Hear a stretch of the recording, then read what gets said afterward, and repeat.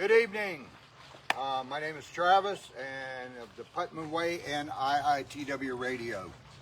I'm down here at Port Gates Ferry, and I wanted to do just a few minutes on a little bit of the history of Port Gates, but I wanted you guys and gals to see why this is so important. Show them the sunset and stuff. Here's the barge is right behind me. She's going to pan on that on a second. And I want to clear up a couple of things. People have had questions about it. The barge is right back here for people that have said we don't have a barge or the boat or anything. The boat's out of the water right now. But the barge is sitting right there. It's been completely redone. It'll hold 4 small cars or 2 regular cars or a big truck. And this is the new landing that we got 2 years ago. Maybe almost 3 years ago now, and it looks really nice, but the problem is it doesn't have, there's the ramp, it doesn't have any cars coming up on it. Now they did the road partially, we'll get into that another day. This right here is a wheel that was built in the late 1700s. It used to lift a wooden ramp, but it was redone. We keep it up, keep it done. The other side, if you watch the other videos, looks like crap. Okay, so this thing, it still operates. I mean, it still will pull up. This goes out, this connects. Then it drops down by moving a simple lever. That's what raises this up and drops it back down so it sits on the barge. Okay, the Port Gates Ferry was established in the late 1700s, or in the mid 1700s. And at the time the British were here, Colonel Gates was a British soldier. As a matter of fact, if you look it up, George Washington commissioned him to fight in a couple of battles. This is how we know when the place was established and when he left here. There's also a couple other places that are named, like one other place in Texas that's called Port Gates. And it's not a ferry though, it's called Port Gates. And I've been trying to get in touch with the people there. But you can see here, the pine trees are still here. The road on this side is asphalt. I don't know if you can pan back there. Let me cover up his tag on his truck. But go ahead and swing back around this way. But look at the river. Look how beautiful this place is. For 275 years, people have been coming here. This was a military base at one time, and we know that it was, the Indians actually walked on this ground here because less than 500 yards that way is an Indian mound from 1250 BC. It's in Mount Royal Fly-In Park there. But from 1250 BC, not AD, BC. So, but if you look out at the river here, look how beautiful it is, how peaceful it is here. Imagine back in the days, there was horse and buggy that were coming across this. Now, I know where one of the original horse and buggies is, and the gentleman said he's going to donate it to us so we can put it down here, because his great-great-grandfather used to take this ferry across the river. Of course, that time, there was no boat, too windy, and there was no barge, which is over 100 years old now. It was pulled by a rope, and it wasn't as wide. The river wasn't as wide then as it is now. So, what was that? What are the holes? Oh, what are the holes? The holes in the top of the deck are plates. And every time it rains, what we do is we pull the plates off, and then we look down in there to make sure if any rain seeped into the top of it or not. But that's just to get into the hull to inspect it and stuff. And Captain Dale, even though he hasn't been running his thing in 8 years, he's a madman. He will climb down in there every day and check and make sure there's no holes in that thing. There's no water. There's no leakage. Because we don't want the last thing for our government officials or anybody to say, Coast Guard, FWC or anything is, hey, there's water in that thing. Did you not know it? The river's full of boats that are sunk right now. But imagine the guys that were coming here and they were going across the river in the 1700s. You have the Seminole Indian Wars that were fought here. And those were in 1832, 1835 to like 1841, I believe, or 1840s. Don't look it up, do your own research on it.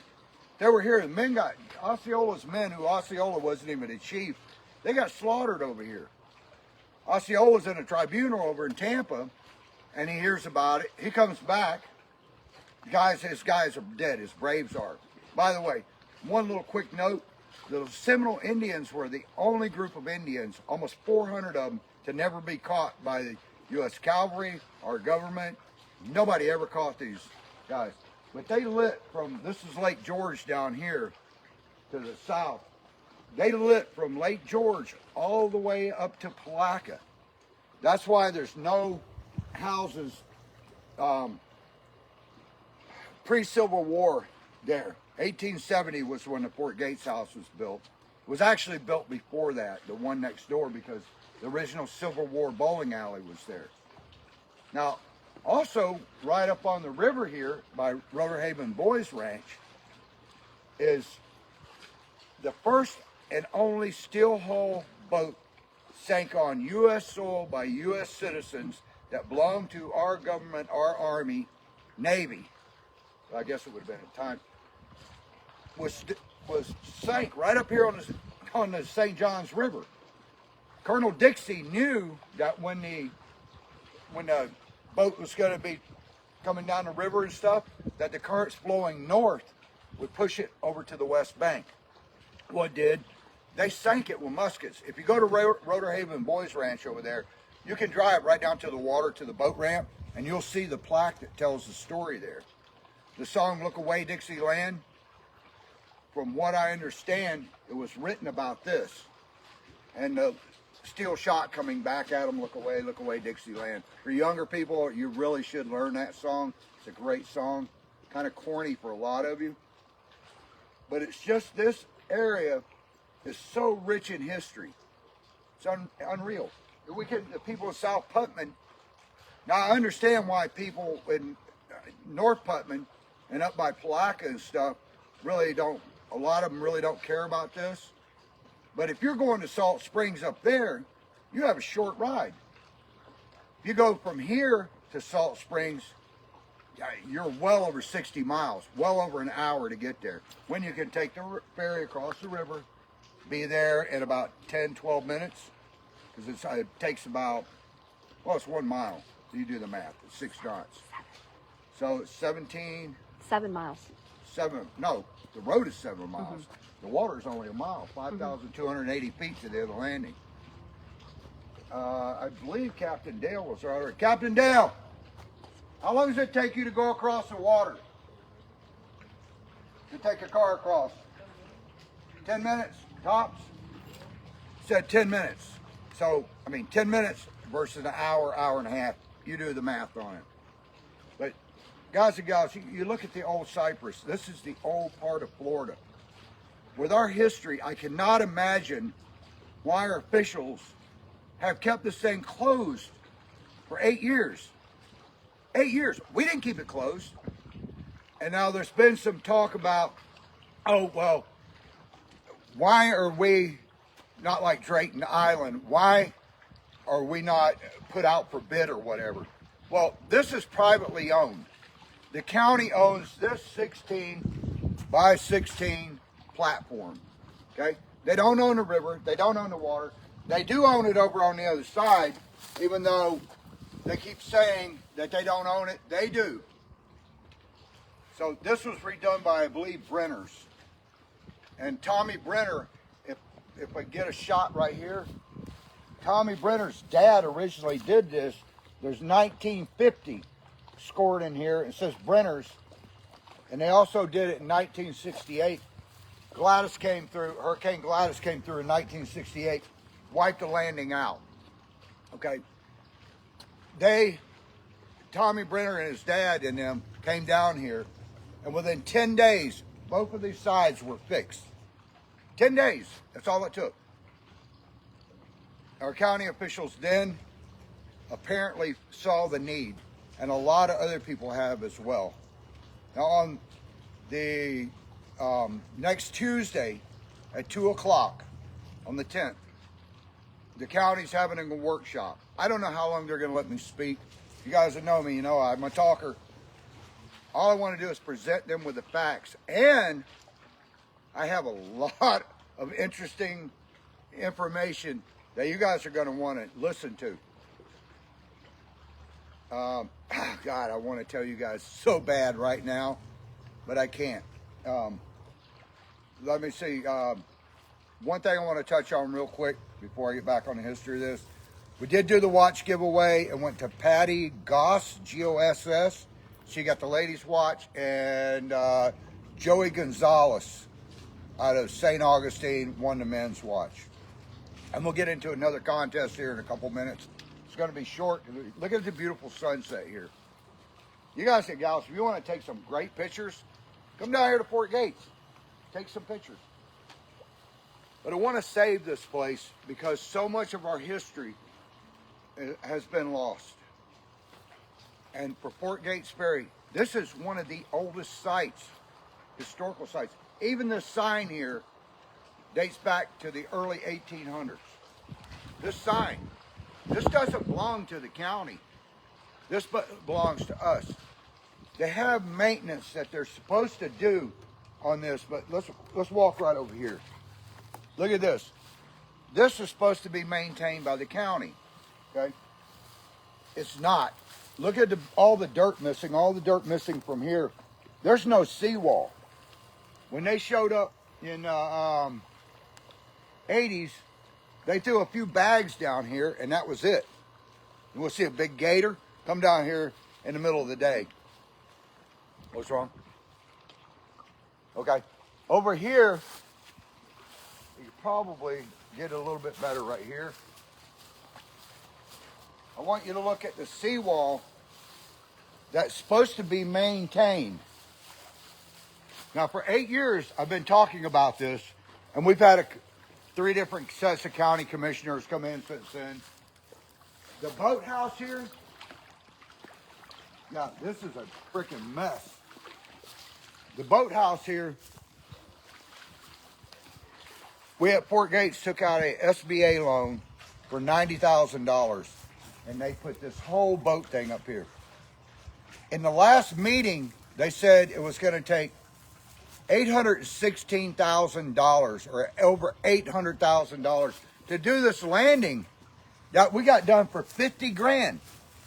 Ladies and gentlemen, this is the reason I went into the county officials in the first place after Irma hit. Okay? They said it was going to take $4 million like they spent down at Drayton Island.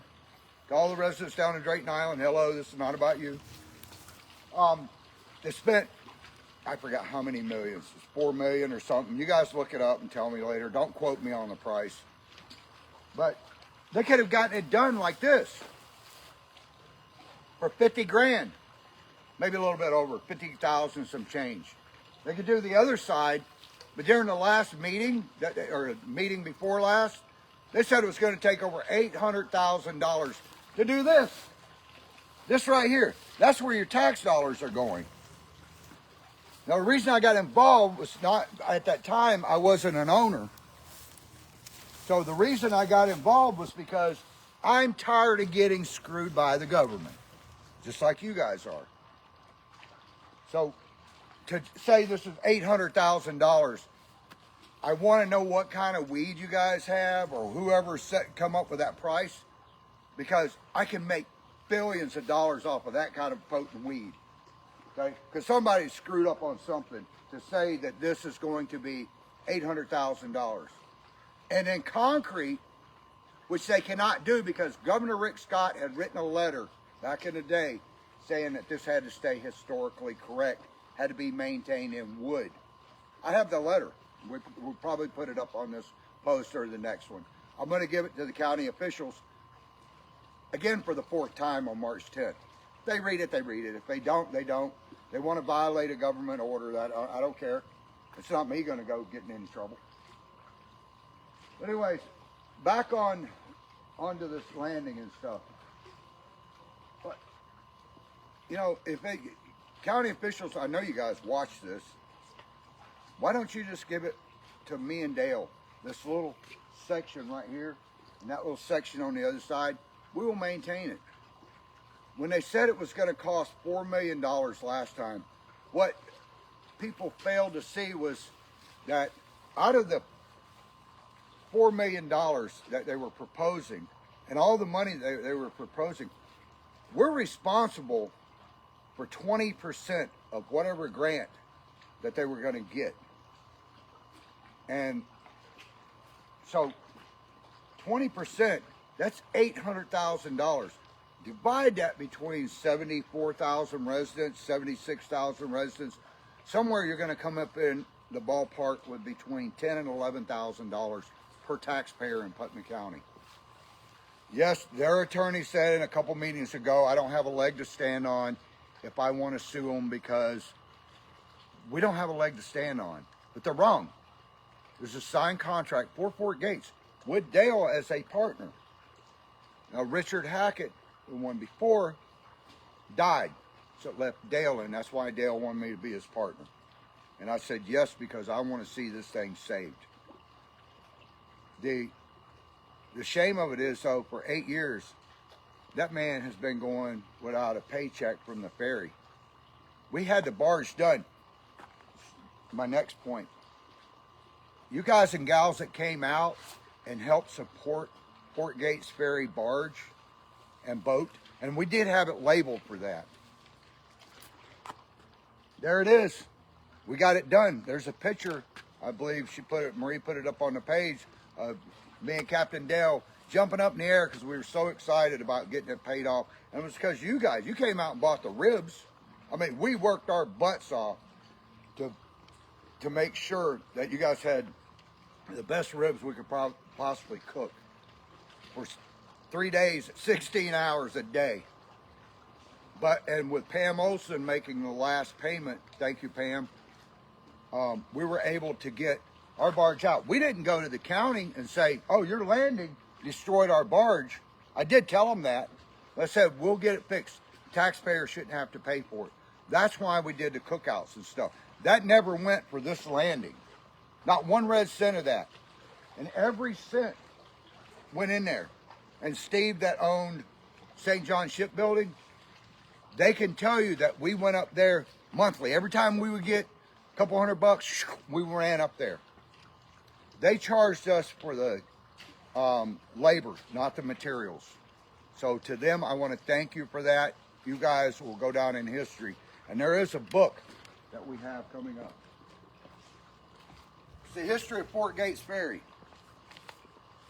And right here are pictures of the old barge, the wooden barge. There's pictures in here. There's Paul Newman when he was here. People getting married. Matter of fact, they got married on this barge. That's Captain Dale when he was way younger man. There's the old saw blade. And I know you guys can't see this on there, but we will put all these pictures up on Fort Gates Ferry, and I'm sure a lot of them are already on there. Here's the old barge back when it was all rusted out and stuff. The landing, how it looked after Hurricane Irma had smashed it. This is a book. If you guys and gals want to be in there, here's the barge getting lifted out of the water after the county's landing punctured holes in it. This saw blade right here is a big saw blade about this tall. Used to be on the other side of the river. When the ferry operator, they wanted to let him know over here, I interviewed a lady in Willaca that was over 100 years old. And she was telling me all about Fort Gates. She used to live here at the camp. And she said that her and his little Indian boy used to play together, and her brothers and their family, and they would take a canoe and paddle over from the other side all the time and come over here. Well, they said the ferry operator over here, he lived in a house over there across the river at that time. So what he would do, because he had animals and stuff over here, it was like a little village here at one time. And what he would do is he would stay over there at night, and then during the day, he would come over here and he would go back and forth. At that time, there was a rope that went through the old wooden barge, which was sitting right over there in the water. Used to be. I don't know, with the storms, the state wouldn't allow me to pull it up. But she kind of giggled, and just the cutest little old lady you've ever met in your life. And she was like, you know, if you ever did something bad, but you didn't feel bad about it? And I said, well, I don't know. I'm not going to walk into that one. She said that when her and her brother and the little Indian kids they used to play with would come across the river, when the ferry driver would come across the river, they had a jackass on the other side and a mule over here. And there was ropes that went all the way down the road and all the way down the forestry road on the other side. He always kept a bucket of feed down at the end. Well, when he was ready, that saw blade, people wanted to come, they would bang that saw blade with a big old ladle or a big wrench. So they would wait until he got off the barge, and there used to be a big pole here, and he would get off the barge and drag this huge rope and go to put it over top of this thing. Right when he did that, they would hit that thing, and that jackass on the other side would take off running, and he would drag the barge back across the river, and the ferry operator had to jump in the water and grab the rope to get so if not, he couldn't get back over unless he took a canoe.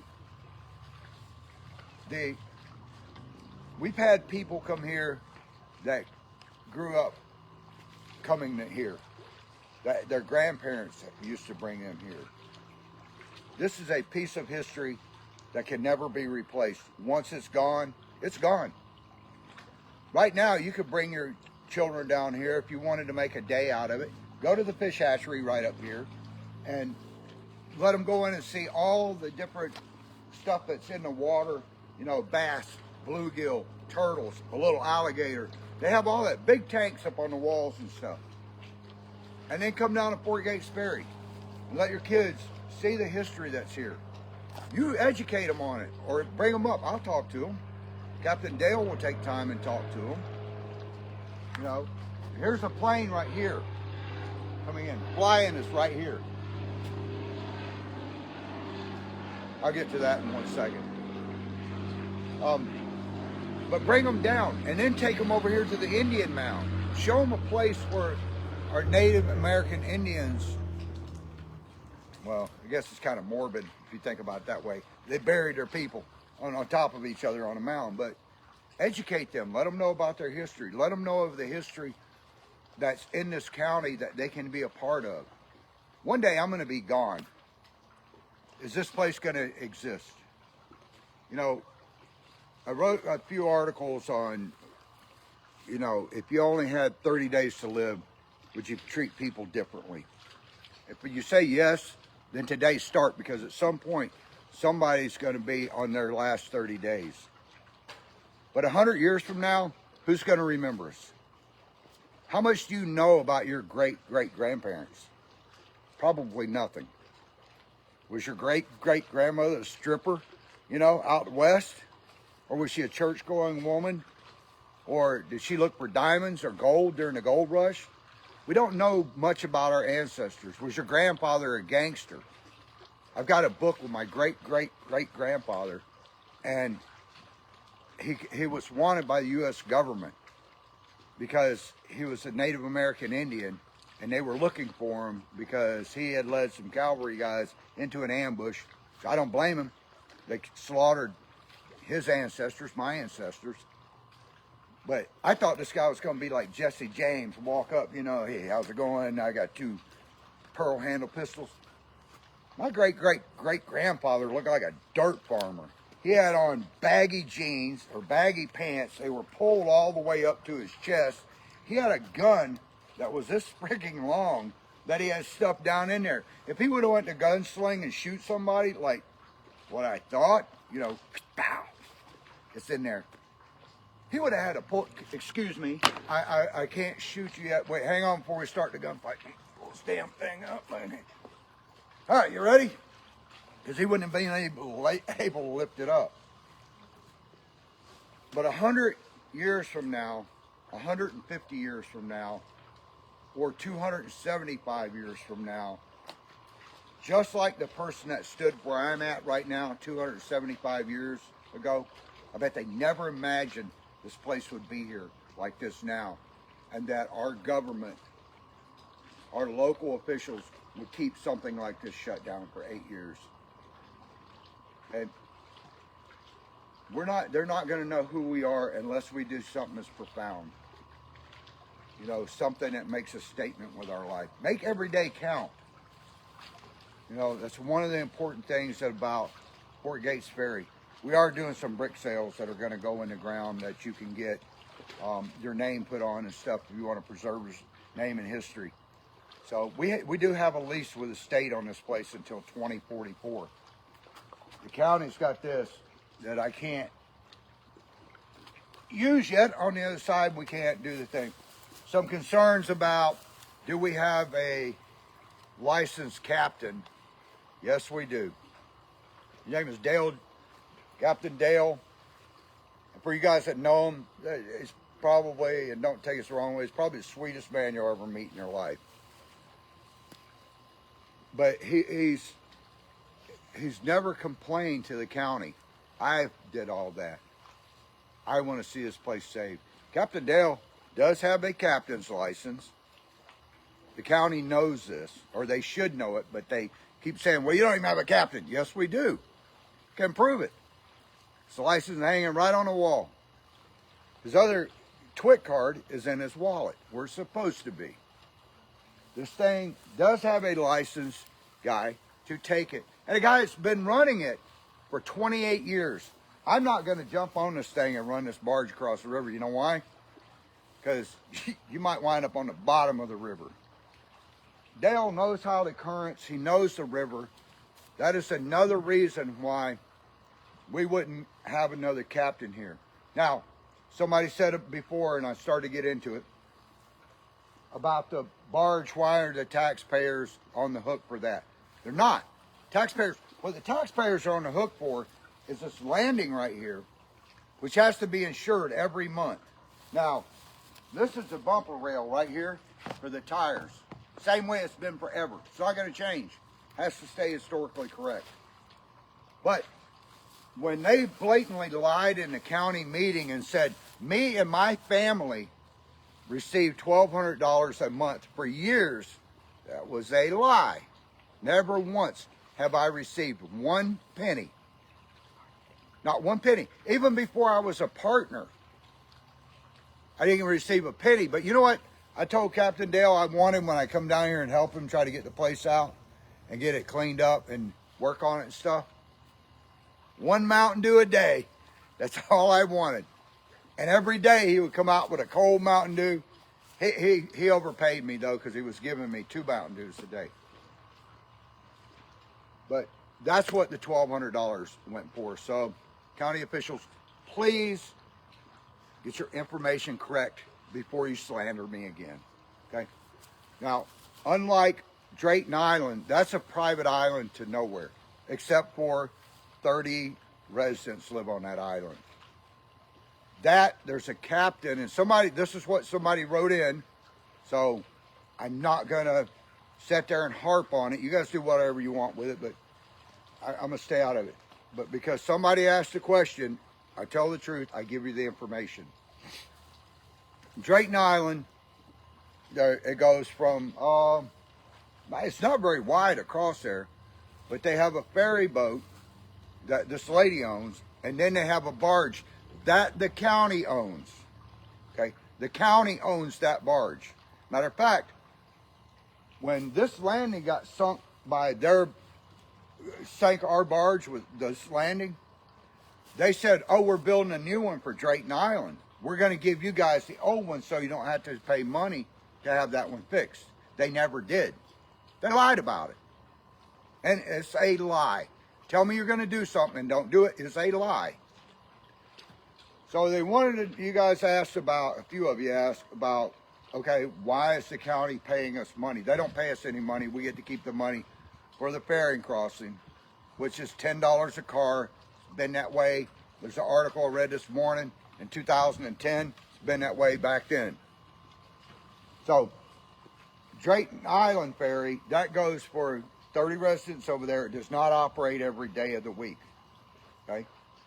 And that is a private island. This is not, this is considered a bridge.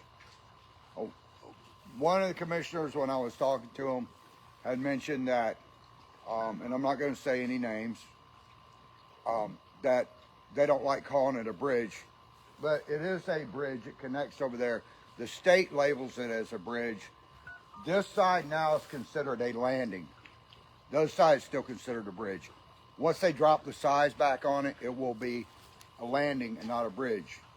This is part of the Florida Black Bear Scenic Trail. So we don't own this, just like Drayton Island doesn't own that landing. The county owns that landing as well. That they spent $250,000, I believe. The landing wasn't right. Kept doing it. Finally got made out of concrete. So I believe you guys are on the hook for about 50 grand a piece. I don't know. I have to check and see if that was, they have to pay 20% of that back or not. I don't know yet, but we're going to find out. Right now, my thing is with this sign right here, that's over 100 years old. With that barge that's over 100 years old. With this right here. And trying to get this thing back up and running again. I've met with the forestry people. If a fire happens over there and it's back here and they get cut off across the road, there's no fire trucks going to come across here and help. No forestry trucks, no brush trucks going to come across here and save the day right now. So if a fire breaks out, they're screwed. Our firefighters are some of the best in the world right here in Putnam County. And they've stopped them before. But there's going to come a point in history where it's just going to have to burn. The septic tank companies use it to go over here and take septic tanks, clean them out, come back. Well drilling companies go across this. People bringing money into our county use this barge right here. Somebody said it only takes 5 people a day across the river. Doesn't matter if it only took one. The fact that it's been here for 200-something years tells me, save it. But there's 25 residents that I can prove use this. One of them works at a grocery store in Crescent City and has to drive all the way around almost 2 hours a day to get to work. An hour and a half, 2 hours a day back. 4 hours a day. Has to work 8. Every day is filled with 12 hours a day. All the fuel she has to waste. Miss Donna down here, she has to go across here and help her mom and dad. She drives across there daily. Not anymore.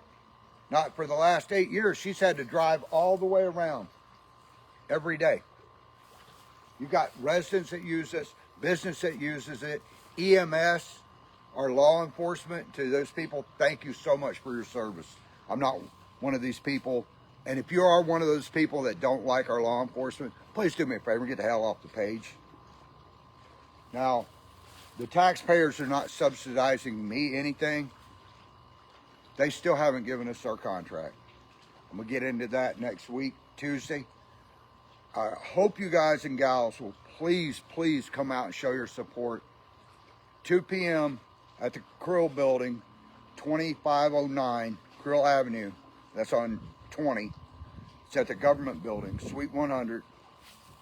And come out and support Fort Gates. Don't let this piece of history get gone. You know, it needs to be here in another 200 years. And then come down here and get your picture taken before June, and we'll slap you in this book. Especially if you're one of the ones that help at the cookouts, all the funds that we raised that went into this barge that you helped save. Not the landing, not this. This is owned by the county. That out there, and that's the last thing. The county doesn't own this barge. They don't own 2 Windy that was built in 1899 and 1914. It was changed into a push boat from a sailboat, and it's been pushing that barge across the river ever since. But throughout our history, not the Seminole Indian Wars, not fires, not the Civil War, not the Great Depression. Nothing has shut this thing down. But 3 sets of 5 county commissioners. That's what has shut this piece of history down. I don't want you guys to get outraged. I'm beyond being pissed off. At this point, if the county decides they're never going to do anything about it, I'm going to make my money off my book. And I'm going to label everybody that forced this thing to be shut down. That's not a threat. That's a piece of history. I would much rather see, when I get my book written, that this last group of county commissioners and a few other county commissioners in the past that tried to get it done, I would much rather see your names go up and go down in history as being the ones that saved a piece of history, not being the ones that destroyed it and let it go. All right, you can see Captain Dale. Sneak a picture of him real quick. We're gonna catch Captain Dale. He's out here now. It's already getting dark. It's 6:45, and that man is out here. He still comes out and takes care of the plants.